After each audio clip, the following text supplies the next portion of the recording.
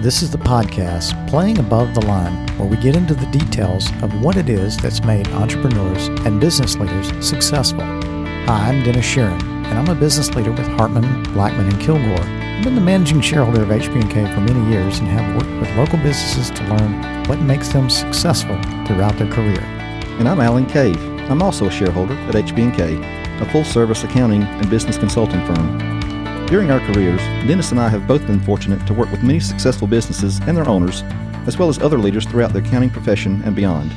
We're happy to share some of their stories with you. Well, Dennis, it's another beautiful day. How are you, sir? I am wonderful. Looking forward to another round of podcasting.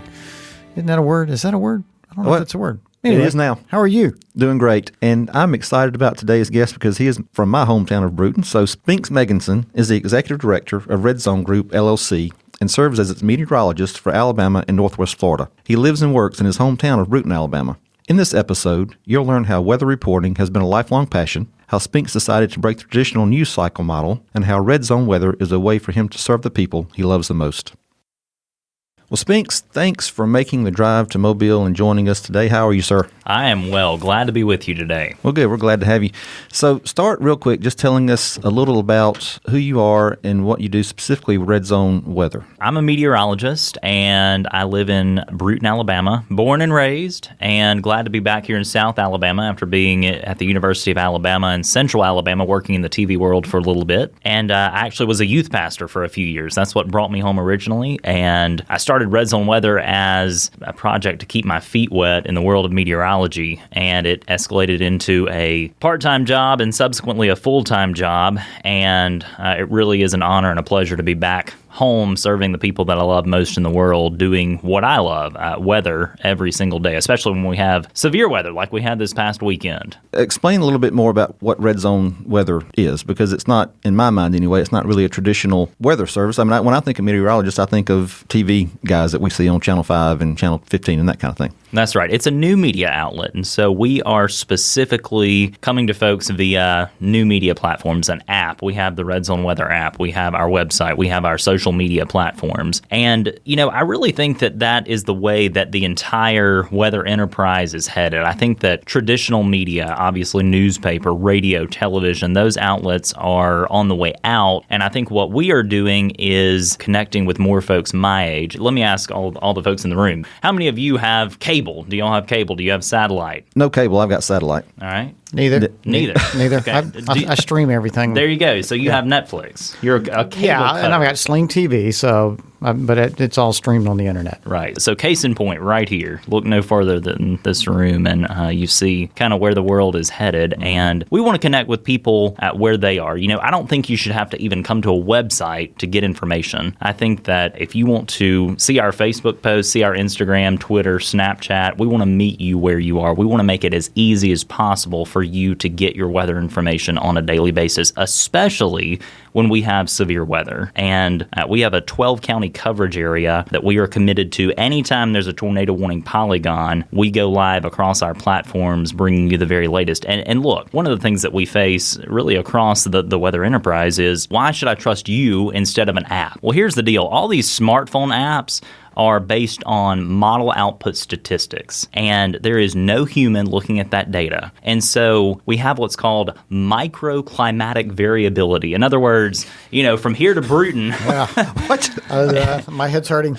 Well, let's think about this. From here to Brewton in the summertime, you'll get, 17 little pop-up storms. And, your app says, oh, there's a 50% chance of rain. Well, yeah, in the summertime, of course, there's a 50% chance of rain. But, I think being able to break that down and bring that home for people is really what sets us apart, having that local expertise in our area. Okay. What led you to make this jump? What was the one or two things that you were experiencing? You were an intern for a while in traditional media. That's right. What were the one or two things that you said, I can do this and I can do this easier and also can provide knowledge faster or information faster? But what really inspired you internally to to do that? Well, I think kind of having the long-term vision of, and even talking to some legends in the industry, honestly, they see where this is going. In 10 years, I'm not convinced that local TV stations will exist as they do today. And so I think having the long-term view, to me, is more helpful. Could I go get a job in TV? Yeah, I could. But I think that for me, the challenge of building the business and, again, meeting people where they are, going into schools every single day, that's good not only for the kids because they learn about severe weather safety, but also it's a marketing opportunity for us. Building that rapport, building that trust one-on-one, that is the best form of marketing I've found. We can do Facebook ads, we can do Google and all this, but at the end of the day, I've found that what works best is building that face-to-face connection with people, and they feel like they know you, so when there is a tornado, who are they going to turn to? The guy they know or the guy that's on whatever channel that they've never met before? I think we know the answer to that. Yeah, you talked about the fact with apps and that's where it's going. And I can speak from my younger son in particular, said one day, Cody, where do you get your information? Twitter. And it's so funny because he loves all things sports. And if something unique happens in sports that would be of interest to his brother and I, we get a text. And I'm like, where did you get this? Oh, it's already on Twitter. Sure. So you've got that capability through those platforms and making these personal contacts and this face-to-face interaction. They now can turn and go to you on some platform, and more than likely, there you are, giving them that update faster than they would get it any other way. They may even be able to let their principal know, hey, there's a tornado before the principal would, unless the principal's also following you. That's right. So you're from Brewton, small town, South Alabama. When did you know that meteorology was your calling? I mean, has it been something you've always been interested in? Is it something that came later in life? I mean, how do you get from T.R. Miller High School to University of Alabama and then, Sure. Having your own weather app and company? Well, when I was little, we have videos of me, age 3 and 4 in front of a whiteboard doing weather. So it's been a lifelong passion. And growing up, I always envisioned working at a television station. Of course, that was back in the 90s when smartphones and tablets didn't exist. And so growing up, I can remember even back in the early 2000s having these huge, I guess relatively, gateway PCs, with the CRT monitors tracking hurricanes and things like that. I've always been interested in it, but never in my wildest dreams back then did I think that, I would have my own company now and I would be able to engage with local folks so quickly. The typical model is you go off to somewhere like Fargo, North Dakota or Bismarck or these small markets that are frankly obscure and no offense to the folks that may be listening from That's right. We have a big audience in Fargo. So. But look, I mean, we can only hope. That's small market television, and there's nothing wrong with that. I think it's a great stepping stone. But I didn't really ever have an interest in serving the folks that are not the people that I frankly love most in the world, who are here in Alabama and my family and friends. And that's really the cool part about RedZone is I get to serve the people that care about me, but also I care about them. So again, going back to that rapport and that connection, and frankly, how the business got started, that is how we started connecting with local businesses is because I knew these folks and they reached out to me. And so it's really been neat to serve, again, the communities that mean the most to me, really across the region. I can remember when I was a kid, my dad, he was on a softball team, and people ask me all the time, well, how in the world do you know that there's a hill in Purdue Hill, Alabama, and a post office on top of that hill? But the deal is, when we're traveling around the region, and I'm 5, 6, 7, 8 years old, subconsciously you pick up on these things when you see them every week, every weekend. And it's really neat to be able to have that knowledge of the local area, and it's really been kind of a lifelong development of getting to this point. You're obviously close with your family, and you talk a lot about community and what that means to you. Who would be an influence, a mentor in your life, whether it be, on the weather side of things or just in general? I mean, who has had that influence in your life and has kind of shaped you into who you are today? Well, I guess thinking back to my childhood, my grandmother raised me. And my father raised me. And so I think them instilling the values of hard work and not being afraid to get up early. My first job was at age 15 working at a radio station in Brewton, small radio station, AM, and having that experience of, again, having those family connections to be able to have those opportunities. And then when I went off to college, Chief Meteorologist Richard Scott, who is the main guy at WVUA in the weather world there, I think I was only the first or second second intern to ever be able to have a job at WVUA. And so he certainly has shepherded me along in my endeavors, not only on TV, but kind of in the meteorology side of things as well. After that, someone that's had a big influence in my life that I don't know personally, but I love all of his products. I love Dave Ramsey. In terms of building a business, what a guy. I mean, his whole philosophy is we want to stay debt-free in order, I guess, to build, a better life. And so perhaps him from afar, he's kind of the guy that's shaped our business in a big way. You talk about the old model, how you should serve your time for you come back to your home market, in this case for you. And obviously that's something that's common in a lot of the business world. Sure. The old philosophy is you have to serve your time. So tell me how you looked at this old model and decided to transform that. That's the interesting part to me. What did you go through? What were the ideals that led you to say that's not what we need to do in this day and time? Sure. I don't think that there was ever a clicking point. I think it was more of a process to get there. And I think when it became clear to me that this would be a huge opportunity to do new media weather is in college. This would have been 2013, 2014. I can remember I actually had a work trip to Miami. I was working with a company doing some tech work. And I got this idea of, if I can do green screen like they do on television, why couldn't I cut out the news and sports side? Because let's be honest, what are the things that divide us in the Deep South? Politics and football, right? Yep. Auburn, Alabama, Democrat, Republican. Right. I think people get really irritated with being bombarded by so much negative news. And like it or not, especially in the national media, there's this idea that if I can pit someone against one another, that somehow that increases ratings. Perhaps it does, perhaps it doesn't. I really don't care. My thought process was, why can't we get all this out and have something unifying? Because weather is not at all something that divides us. It's something that affects all of us on a daily basis. And so I think thinking about that in the latter part of college and then having that meeting in Miami with two friends, before it was RedZone Weather, I've never ever talked about this publicly, but the code name for this idea was Project Sunshine. I love it. Project Sunshine. RedZone Weather. That's a little bit better, right?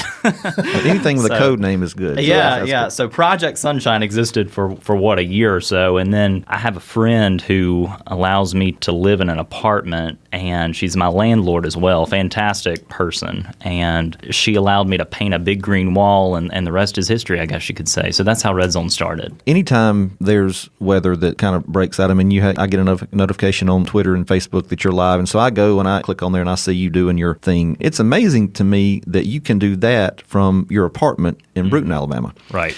So what allows that to happen? I mean, what do you have? So you got a green wall. Right. Got a green wall. And a computer? Is that it? I mean, what does it take to do that? I mean, it's amazing. Well, and look, if I was looking the other day, if you look back at our videos from when we started in 2015, the quality has increased substantially, not only in terms of how the video looks, but from my side of things, how the video is produced. It's changed considerably, and having more equipment and building that up. Again, going back to Dave Ramsey, not going into debt, but having the patience and the time to get to the point where we can make these awesome videos. And so, I don't want to reveal too much of our secret sauce per se, but having the equipment, having redundancy systems in place. One of the things that used to keep me up at night quite a bit was, if we have a Category 4 hurricane, God forbid, I never want that to happen. But we know, unfortunately, one day, odds are that's going to happen to our local area. And so one of the things that kept me up was, how do I build systems to mitigate that, in terms of power, in terms of connectivity, etc. So we're in a lot better spot than we were in 2015, that I can assure you of, but it has been a process. It's not just been an overnight build it from the ground up. It really has been a long-term vision. Let's look forward a little more than what's next. I'm listening to you. I know there's something next. Oh yeah, something next. And look, we have meetings all the time, my business partner and I do, and I like to talk about where we are and where we're headed. And, one of the big things that I was thinking about before this podcast was, one of your questions is, what is leadership? And leadership is not a continuum. Leadership is something that it's a series of choices every single day, grinding, difficult, maybe painful. But ultimately, I think that challenge is, how do you get to that growth point? And so for us, having a short-term vision, having a long-term vision, it all plays in. I have goals for for the next 6 months. I have goals for the next 3 years. I have goals for the next 5 years. And so I think that I don't want to give too much of it away, but I think that seeing what you're seeing with RedZone Weather, I would like to see that in other areas perhaps. And so we'll see how that plays out. We were talking when you and I met last week about just some of the numbers, about the number of people that you reach on a regular kind of no big deal weather day and then when severe weather breaks out. So we're not talking about a small enterprise here. I mean, the number of people that you reach is amazing to me. Can you talk a little bit about that? Yeah, so on average on Facebook during a quiet weather week, we reach 35 to 50,000 people, unique people, I might add. And that's only on Facebook. The numbers from the app are really, really good. We have an interesting set of demographics because on Facebook, think about it. Who are you reaching? You're reaching 25 to 65-year-olds, maybe even some older at this point. But, with Twitter, you get this hodgepodge of people really from across the nation. And so it's a little bit different. On Instagram, that's been our big platform to reach younger folks. And think about your own kids, where are they? They're not on Facebook. They don't care about Facebook, but they do care about Instagram and Snapchat. So again, going back to meeting folks where they are, that's really important to me because I don't expect a 16-year-old, frankly, to be too in tune with the weather anyway. But I mean, they need to know that on these severe weather potential days, this is something I should pay attention to. And so we post Instagram stories, we post Snapchat, and most importantly, we want to get people to the app because that is how we guarantee that we can reach you via push notification when there is inclement weather on the way. Very, very interesting model. I mean, I've obviously watched your progression from the time that RedZone started to now, and it's amazing the strides that you've taken. So it's very intriguing to me the way that you do what you do. So as we wrap up, just a couple of questions we like to ask our guests. So what are you reading right now? Do you have an author that you particularly like or that's made an impact on you? Podcast, anything like that you can share with our listeners? Well, speaking of Dave Ramsey, I'm actually reading a book by him right now, and it's called EntreLeadership. Fantastic book. It's for people just like me that have started their own business and want to succeed in entrepreneurial endeavors. And so it's a really great book. That's what I'm reading right now. In terms of a favorite book, thinking back to my time in youth ministry, one really phenomenal book is called Experiencing Father's Embrace. It's by a guy named Jack Frost. And it's interesting because we all have adversity that we have to overcome in life, and we either do or we don't. I'm the type of person, I want to deal with it and move on. And I want to see, okay, how can I learn from this experience, and how can we avoid having effects come up later in life from this negative experience. And so that's what that book is about. It's a really good book. But yeah, those would be, so far, two of my favorites. EntreLeadership, man, I tell you what, it's really, really good stuff. Very good. And then lastly, so we open up your iPhone and look at your iTunes playlist, Spotify, presets on the car. What do we find? Oh, let's do it. Let's do it. So in no particular order, and I listen to a wide variety of things. Callum Scott, I'm not sure how you say the guy's name, really, really good artist. Imagine Dragons, Morgan Evans, who else? Whitney Houston, Ariana Grande, Phil Wickham, Hillsong. You do have quite the eclectic. Yeah. That's a good spread there. Keith Urban, yeah. I tell you what, I like a little bit of it all. I really do. There's not really any music that I hate. But I tell you, I listen to more podcasts in the car and audiobooks than anything else. Yeah. I love the music, but one really great podcast that I've been listening to lately is called Masters of Scale. It's available in the Apple Podcasts app, but really, really good podcast, Masters of Scale. It's about business scalability. Okay. So you can see how that applies in this situation. Great. Well, Spinks, thank you. Great show. Fantastic information, and I love the concept. Thank you. Of what you're doing and where you're going with it. I wish you nothing but continued success with this. Thank you. Thank you so much, and I appreciate the opportunity to come on today. It means a lot, so thank you all for having me. Yeah, great to have you. Alan, when I look at Spinks, I love the fact he's transforming a model. He's transforming a traditional model of what business has done. You got to earn your stripes, you got to grow, you got to do all these experiences. That's not necessarily true in a lot of vocations these days, and Spinks has found a way to serve the people he cares most about and do it now rather than, as he mentioned, going to Fargo, North Dakota. No offense, Fargo, but... Right. Absolutely. And, and to me, also, he is just the epitome of taking something that you're passionate about and finding a way to monetize it, like one of our, previous guests said. So he has done that in a big way. So if you want to keep up with the local weather reports and learn more about what Spinks is doing, you can follow RedZone Weather on social media. On Twitter and Instagram, just follow @RZWeather. Well, thanks for listening to our podcast today. To never miss an episode, subscribe to Playing Above the Line at iTunes and anywhere else you get your podcast. And be sure to leave us a rating. We'd love to know what you think about our show. To contact us or to stay connected, follow us on social media at HBKCPAS on Twitter, Instagram, and Facebook. Thanks for listening.